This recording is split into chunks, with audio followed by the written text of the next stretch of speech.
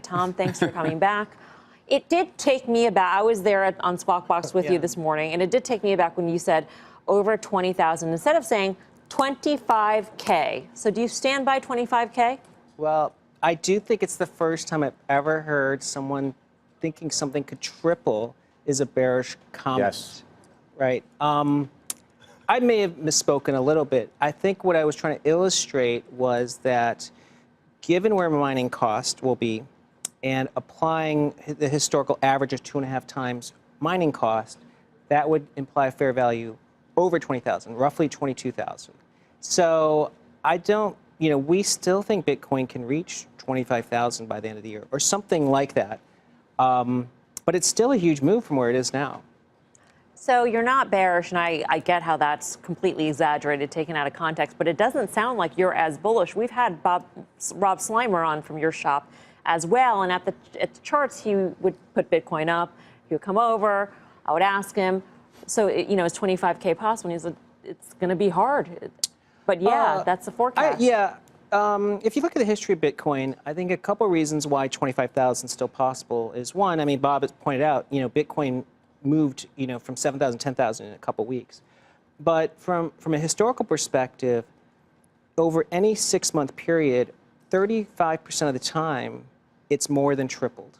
So in other words, it's, in any typical period, Bitcoin could triple, 1 in 3 times. So I think it's not out of the question that Bitcoin can make a big move from here.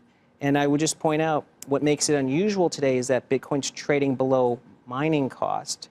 And 6 months forward, now this is only, of course, roughly 10 years of history, Bitcoin's had a positive return in nearly 100% of instances whenever it's traded below mining cost. So I think the risk reward is still very asymmetrically positive for Bitcoin. This rally's got to start soon, though. I mean, you say 6 months out. We're 6 months into the year, so we have 6 months left. Yes. The challenge is, of course, Bitcoin's quite volatile, and it's only got a 10-year history, but it is, in the entire history, it's always been a good time to buy it below mining cost. So I don't understand why mining cost is necessarily a floor. I mean, we've seen in other things, the cost of mining gold, for example, things trade below that. Why is it necessarily something like replacement cost? Why is mining cost necessarily a floor? Well, mining represents, so let's imagine Bitcoin's a commodity, so mining represents the flow, right? Because it's the block reward.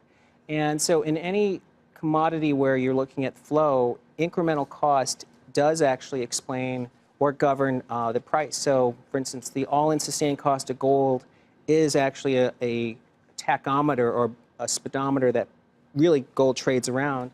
Gold stocks have historically traded pretty tightly in a band of price to book. So Bitcoin isn't a great buy when it trades one standard deviation above its 2.5 times, which is like over 3, like 3.5.